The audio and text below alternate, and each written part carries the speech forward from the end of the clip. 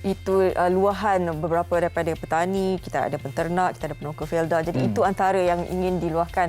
Kalau boleh bantuan kerajaan tu daripada segi dana, dari segi kemudahan teknologinya kan untuk membesarkan dan juga dalam R&D juga. Ya, insya-Allah lah sebenarnya. Apa saja yang anda minta itu adalah terpulang pada kita sebenarnya. Apa yang boleh kita cakapkan dekat kerajaan sebenarnya, dan kerajaan sentiasa mendengar sebab kalau kita lihat mungkin bajet yang akan dibentangkan nanti pada Jumaat nanti mungkin ianya akan bersifat komprehensif kan. Dapat membantu meneruskan kelangsungan hidup rakyat dan seterusnya mungkin mencerminkan sistematiknya kerajaan dalam menguruskan ekonomi dan juga untuk membantu rakyat. Okey, kita nak bercakap tentang fokus kepada 3M nanti. Baik. Okey, berkaitan dengan belanjawan ini. Memulihkan kehidupan, membina semula daya tahan dan juga untuk memakin pembaharuan. Jadi kita nak terus bercakap dengan Profesor Madya Dr. Anwar Shah Bali Muhammad, merupakan penganalisis ekonomi Sekolah Perniagaan dan Ekonomi Universiti Putra, Malaysia. Assalamualaikum, selamat pagi Doktor. Assalamualaikum warahmatullahi wabarakatuh. Selamat pagi Fazli, Fariha. Apa khabar? Alhamdulillah. Baik, Doktor. Lama tak bertemu ni, Doktor Sawi. Kembali semula dalam arena untuk bercakap berkaitan dengan ekonomi. Kita tahu bajet akan dibentangkan, bajet 2022 pada Jumaat ini. Ini semua nanti sebab kita dah dengar banyak luahan rakyat kan. Saya rasa secara menyeluruh kategori dan status rakyat itu inginkan bantuan disebabkan oleh pandemik yang melanda baru-baru ini. Mungkin buat pertama kalinya doktor boleh kongsikan bagaimana apa yang dikatakan 3M ini dapat merangkumi seluruh rakyat. Kita tahu banyak yang terkesan kan. Okey, Fariha, Fazli, kalau kita dapati bahawa belanjawan 2022 pada Jumaat ini akan memberikan fokus pada 3M, iaitu memulih kehidupan, membina semula daya tahan dan juga pemangkin kepada pembaharuan. Dan kalau kita dapati tumpuan utama ke belanjawan 2022 ini adalah pertama memulihkan sektor yang terjejas. Jadi kalau saya lihat ada beberapa sektor yang terjejas turut disebabkan oleh COVID-19 ni, iaitu pelancongan, peruncintan, pengangkutan dan PKS itu sendiri. Dan PKS sebenarnya Fariha dan Fazil menyumbang 60% peluang 60 ke 66% peluang pekerjaan rakyat Malaysia dan menyumbang 38 ke 40% KDNK negara. Jadi fokus pertama yang saya nampak begitu penting dalam belanjawan 2022 ini adalah mencipta peluang pekerjaan. Itu yang hari ini sebagaimana dimaklumkan oleh Amat Berhormat Perdana Menteri bahawa bantuan kehilangan pendapatan BKP sebanyak RM500 one off akan diberikan kepada individu yang hilang pendapatan. Iaitu sekitar hampir 870,000 individu yang terlibat. Fariha. Bukan sedikit ni, banyak sepanjang tahun ni. Dan juga cuma tinggal lagi Fariha dan juga Fazli. Yang saya sebut tadi mencipta peluang pekerjaan tu bukan menggunakan mekanisme lama. Sebab apa saya tidak menggunakan mekanisme sebelum ini sebenarnya. Antara langkah yang membolehkan membantu dari segi mengurangkan kadar pengangguran itu disebabkan oleh kerajaan memperkenalkan program subsidi upah, iaitu subsidi upah 1, 2, 3 dan 4. Tapi kalau kita lihat kos yang terlibat begitu besar di belanja kerajaan, contohnya Fariha, PSU program subsidi upah 1.0 12.9 bilion, program subsidi upah 2.0 1.3 bilion, 3.0 1.05 dan 4.0 382. Keseluruhannya adalah RM507 bilion yang diperuntukkan untuk program subsidi upah untuk membantu mengurangkan kadar pengangguran itu sendiri. Namun dan memang ada impak di situ Fariha dan Fazli. Contohnya kalau saya bagi satu contoh perbandingan, suku tahun kedua 2021 kekosongan jawatan yang diiklankan mencecah 90,500. Suku tahun kedua 2020 hanya 19,000 saja kekosongan jawatan ada di situ. Namun disebabkan perbelanjaan kerajaan begitu tinggi dalam subsidi upah, saya rasa pada pandangan saya yang saya lihat yang perlu dibuat oleh kerajaan adalah meningkatkan peruntukan pembangunan pada belanjawan 2022 untuk mencipta peluang pekerjaan. Untuk nak mencipta peluang pekerjaan ini kita harus berikan penekanan kepada orang tempatan dahululah kan, berbanding dengan orang asing, dan banyak sebenarnya yang akan diperdebatkan nanti berkaitan dengan perkara ini. Okey, kita nak menyentuh lagi berkaitan dengan belanjawan. Kita tahu bahawa belanjawan untuk tahun 2021 322.5 bilion dan ianya merupakan antara yang terbesar. Dan untuk tahun 2021 juga aspek yang diberikan penekanan adalah di segi kesihatan dan juga pendidikan. Untuk 2022 ini kita tahu bahawa kita memang sedang ingin merancangkan pertumbuhan ekonomi. Adakah ianya harus diberikan penekanan yang terlebih awal ataupun peruntukan yang besar kepada sektor ekonomi ini nanti dalam belanjawan kali ini? Okey, kalau saya melihat apa yang berlaku bila kita memulih ni, kita perlukan bajet yang besar juga sebenarnya. Ya. Ya. Tahun lepas 322.5 bilion ringgit, namun saya sebagaimana saya sebut tadi, belanjawan pembangunan pada tahun 2021, belanjawan atau peruntukan pembangunan semasa belanjawan 2021 hanya 69 bilion saja. Ya. Dan juga 236.5 bilion datangnya daripada perbelanjaan mengurus. Jadi pandangan saya pada tahun belanjawan 2020 ni, belanjawan untuk pembangunan perlu dipertingkatkan sekurang-kurangnya 30%. Sebab apa saya kata demikian? Sebab bila adanya belanjawan pembangunan yang banyak, maka dekat situlah berlakunya peluang pekerjaan yang lebih tinggi.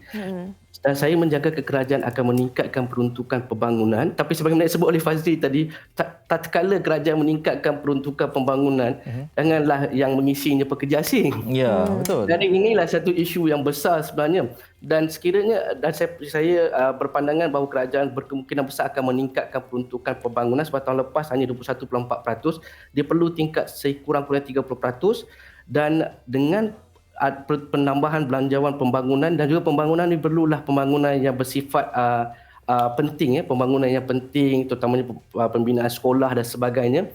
Dan juga dengan penambahan peruntukan pembangunan ini, ia akan mencipta peluang pekerjaan. Tapi saya menaruh harapan yang besar pada kali ini bahawa kerajaan juga meletakkan mengurangkan kebergantungan dari pekerja asing dan meletakkan keutamaan kepada pekerja tempatan untuk mengisi peluang pekerjaan sekiranya kerajaan mempertingkatkan peruntukan pembangunan itu sendiri. Tapi bila doktor cakap macam tu, kata kita perlu lebihkan kita punya ruang pekerjaan ni kepada tempatan. Tapi mungkin perlu dikaji juga gaji tu sebab kan itu yang menjadi konflik daripada dulu lagi. Itu yang Faria saya tulis semalam. Saya menulis dalam surat khabar semalam. Bagaimana saya menyebut tentang betapa pentingnya kerajaan untuk membuat semakan gaji minimum pekerja tempatan. Kenapa saya dah kata demikian? Contohnya Faria dan Fazli katakan pekerja gaji minimum sekarang RM1,200. Pekerja asing bila dapat RM1,200, kos dia hanya RM100-200 untuk beli makanan, dan RM1,000 mereka mampu simpan. Sebab apa? Majikan mereka menyediakan rumah dan sebagainya, menyediakan makanan, membayar bil utility semua sekali. Betul. Bagaimana pula dengan pekerja tempatan? Bila dapat RM1,200 perlu bayar pinjaman, kos utilities, perjalanan ke pejabat dan sebagainya, hanya boleh menampung mungkin separuh bulan saja. Sebab itu terdapat kebarangkalian untuk ataupun terdapat tendensi ataupun peluang untuk kerajaan membuat semakan semula gaji minimum pekerja tempatan, iaitu perlu dikaji semula daripada RM1,200 sebulan, sebab ini jauh lebih rendah daripada garis kemiskinan negara kita itu sendiri. Itu memang satu konflik yang kita bila bercakap kita nak orang kita mengisi sebuah ruang kerja tu, tapi itu yang mungkin perlu diperlihatkan semula. Baik doktor, bila kita melihat kata bajet ni, sebab kita tahu kalau kita baca keserangan ni surat khabar banyak ni semua nak kan, dari segi wanitanya perlu diberikan perhatian, dari segi mahasiswanya perlu mendapat bantuan. Kalau kita lihat pun usaha-usaha bantuan ini oleh pihak kerajaan sendiri, kalau kita fikir balik, banyak dah dikeluarkan. Tapi bagaimana bila meletakkan kita ni ingin membangunkan ekonomi, bantuan yang bagaimana lagi sebenarnya perlu diberikan? Bagi pendapat doktor. Fariha macam ni, dia ada bantuan jangka masa pendek. Pada ketika ni memang bantuan jangka masa pendek masih diperlukan lah. Saya bagi beberapa contoh tadi yang saya sebut tadi, bantuan mereka yang kehilangan pekerjaan yang akan menerima bantuan hari ini RM500 kan. Seterusnya saya pada pandangan saya, kalau saya ambil kira beberapa bantuan yang perlu diteruskan adalah bantuan tunai, itu perlu diteruskan. Cuma saya mencadangkan, selalu saya sebut juga, bantuan tunai ni ataupun bantuan tunai ni dilaksanakan secara e-tunai.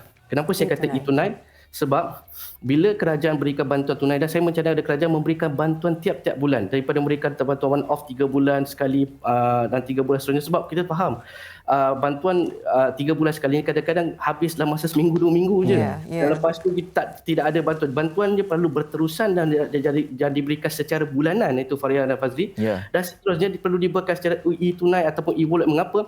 So kerajaan perlu meletakkan perkara-perkara yang boleh diberi, barang keperluan dan sebagainya. Sebab itu kerajaan dah perkenalkan projek Prihatin Kasih untuk pembelian barang RM100 sebulan, Julai, Ogos dan September tahun ni, untuk mereka beli di pasar raya barang-barang tertentu supaya ia membantu dari segi perluan harian itu sendiri. Selain daripada saya berpandangan bantuan tunai yang saya sebut tadi itu perlu juga dibuka dari segi membayar bil utilities elektrik dan air, dan mungkin sebahagian dibayar untuk pembelian petrol, minyak dan sebagainya lah. Itu yang pertama, bantuan tunai ya. Yang kedua, saya punya pandangan saya lah, saya selalu sebut juga, saya rasa antara bebanan besar keluarga terutama B40 ni Fariha dan juga Fazli adalah membayar tambahan bas sekolah sebenarnya. Walaupun ada sebagian orang melihat benda tu tak terlalu besar, tapi saya berkongsi pandangan ataupun mendengar pandangan mereka. Bayangkanlah kalau mereka kumpulan B40 ni ada 3-4 orang anak, seorang dah 200-300 ni. Dekat situ dah 600-700 ringgit. Kerajaan perlu lihat bagaimana memberikan bantuan tambahan bas sekolah tu. Sebagaimana sebut oleh Fariha dan Fazli tadi, untuk graduan juga. Saya ada cadangan daripada kerajaan bahawa untuk mengurangkan kadar pengangguran ini, kerajaan perlu mengenalkan satu beasiswa pengajian siswazah, Fariza dan Fariha, supaya mana-mana golongan graduan yang tidak memiliki pekerjaan, mereka boleh menyambung pengajian mereka di universiti dibiayai oleh kerajaan. Itu semua Fariha dan Fariza adalah jangka masa pendek. Tapi yang satu penting yang jangka masa panjang yang saya rasa amat kritikal untuk kerajaan lihat adalah mulakan inisiatif menabung. So COVID-19 ini mengajar kita bahawa memang kajian menunjukkan bahawa kita mempunyai penabungan yang kurang. Saya bagi satu contoh kajian yang Kementerian Kewangan, 1/3 daripada isi rumah tidak mampu mengekalkan perbelanjaan lebih daripada sebulan. 82% pekerja sektor swasta hanya mempunyai simpanan kurang daripada 2 bulan. Kalau krisis berlaku pada masa akan datang, inilah dia penemuan yang sama sebenarnya. So kerajaan perlu menggalakkan satu inisiatif menabung dengan insentif khas ataupun dividen khas oleh kerajaan untuk bantu lebih ramai rakyat Malaysia menabung. Saya sangat sokong idea saya, sebab tu saya suka cakap dengan Dr. Noor ni. Betul. Dia kalau datang, meja dia tak nampak dah. Ini semua betul. fakta. Tapi dia punya study, saya suka. Betul. Ini kita tak sentuh lagi, banyak sektor lagi ni kan. Tapi kita kesudahan masa. Baik. Terima kasih doktor di atas segala penerangan, buah fikiran yang diberikan berkaitan dengan belanjawan. InsyaAllah kita akan hubungi nantilah. Betul. Selepas belanjawan nanti mungkin kita akan hubungi semula. Terima kasih banyak doktor. Itu dia Profesor Dr. Anwar Shahbali Muhammad, penganalisis ekonomi, Mahomet penganalisis ekonomi, Sekolah Perniagaan dan Ekonomi UPM. Terima kasih. Saya memang suka kalau Dr. Anwar bercakap. Dia banyak yang nak cakapkan tu, tapi masa tu pula kurang. Kalau cakap pasal belanjawan ni terbagi pada dua sebenarnya. Satu, belanjawan kalau kita nak lihat dari segi pengurusan, dan satu lagi dari segi pembangunan kan. Tapi untuk pengurusan ekonomi ni, apa yang saya belajar, ianya tidak boleh kita gunakan wang pinjaman. Kita harus gunakan wang hasil daripada negara kita. Bagaimana kita nak dapatkan wang hasil itu? Kita kena bantu rakyat lah kan, untuk kita nak menaikkan, mematangkan semula ekonomi kita. Baik.